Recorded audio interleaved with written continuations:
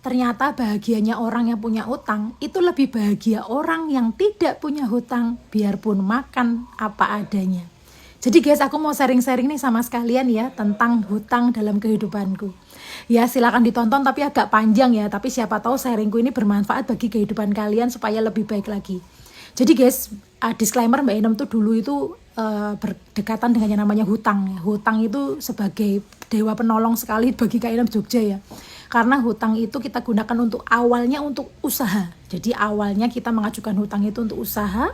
Lalu usahanya sudah berkembang, nah salahnya Kak Inem Jogja yang harusnya hutang itu bisa ditutup, tetapi Mbak Inem Jogja didalamkan lagi. Karena aku merasa aku masih mampu untuk membayarnya.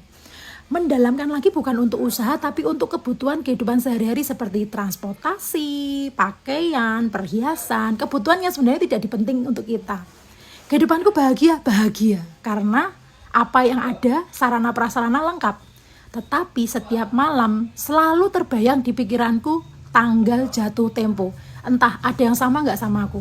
Setiap aku bayar jatuh tempo di tanggal 27, pasti di saat tidur, bangun, tidak terasa, itu sudah jatuh tempo lagi. Kehidupanku bahagia, tetapi aku selalu terbayang-bayang oleh tanggal jatuh tempo. Dan iya, akhirnya usahaku jatuh hanya gara-gara COVID-19. Hutangku yang banyak dan tidak seimbang dengan pemasukanku itu membuat pikiranku benar-benar sangat galau dan sutresna guys. Seakan-akan pengen mengakhiri diriku ya, ingin mengakhiri dari dunia ini yang banyak hutang. Nah akhirnya aku diberi solusi oleh suamiku untuk melunasi semua hutang dengan menabung dari hasil tabungan kita.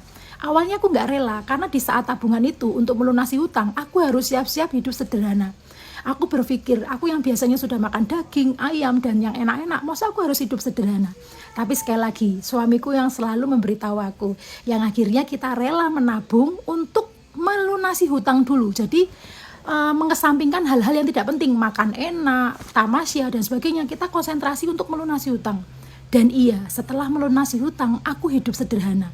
Aku makan apa adanya. Dari uang gaji suamiku 125.000 per minggu, bagaimana caranya cukup dalam 1 minggu? Jadi aku dicatat sama suamiku 125.000 seminggu, harus bisa cukup untuk masak. Alhasil sehari-hari kita cuma makan nasi, sup, sambal, tempe. Atau mungkin oseng-oseng kacang panjang, atau oseng-oseng kangkung, tempe, sambal. Cuma seperti itu. Tapi ternyata kehidupanku lebih bahagia dan lebih nyaman. Tidurku nyenyak. Seakan-akan tidurku itu mimpi piknik ke Pulau Bali, tidak memikirkan tanggal jatuh tempo.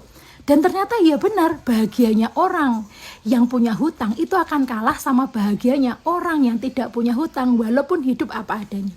Ya akhirnya aku memutuskan hidup sederhana dengan Pak Nengah dan aku bilang sama Tuhan nih, berdoa.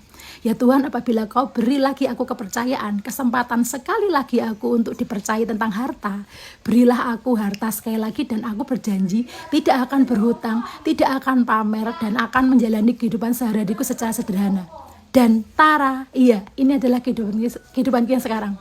Aku merasa kehidupanku lebih ringan, ya, tanpa beban dan bebas dari hutang. Video ini aku buat inspirasi kalian atau motivasi kalian yang saat ini sedang bingung mikir hutang. Semoga kalian yang nonton videoku ini, yang komen dan yang like itu bisa segera dilunasi hutangnya, supaya kehidupan kalian bisa lebih tenang lagi dan bisa lebih bahagia lagi. Iya, aku sudah merasakan bahagianya orang yang punya hutang itu lebih bahagia orang yang tidak punya hutang walaupun hidup apa adanya. Semangat buat melunasi hutangnya, semoga kalian bisa terbebas dari hutang. Dadah!